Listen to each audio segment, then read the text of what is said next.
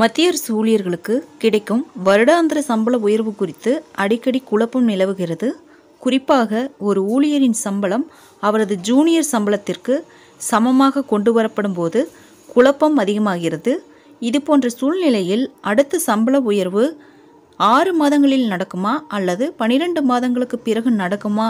இந்த முக்கியமான கேள்விக்கு அரசாங்கம் இப்போது மக்களவையில் பதிலளித்துள்ளது. நிலைமையை தெளிவுபடுத்தியுள்ளது. நாடாளுமன்ற உறுப்பினர் ஆனந்த் படோரியா மக்களவையில் அரசாங்கத்திடம் இது குறித்து கேள்வி எழுப்பினார். ஒரு மூத்த ஊழியரின் சம்பளம் அவரது ஜூனியரின் சம்பளத்திற்கு சமமாக மாற்றப்பட்ட சந்தர்ப்பங்களில் சிசிஎஸ் விதிகளில் 2016 விதி 7(10) கீழ் அடுத்த வருடாந்திர சம்பள உயர்வு பெற 6 மாத சேவை போதுமானதா அல்லது முந்தைய சம்பள உயர்வு தேதியிலிருந்து 1 வருட சேவை தேவையா என கேள்வி எழுப்பினார்.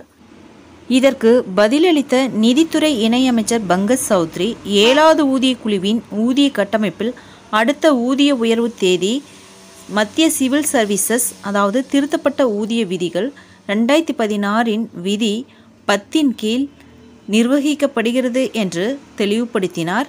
விதி 10 என்ன சொல்லுகிறது? இணைப்பு 1 கொடுக்கப்பட்டுள்ள விதி 10 மத்திய அரசு ஊழியர்கள் ஆண்டுக்கு ஒரு முறை மட்டுமே ஊதிய உயர்வு பெறுவார்கள். ஜனவரி 1 அல்லது ஜூலை 1 அன்று இது அவர்களின் நியமனம். பதவி உயர்வு அல்லது நிதி மேம்பாடு போன்றவை தேதியை பொறுத்து என்று கூறுகிறது.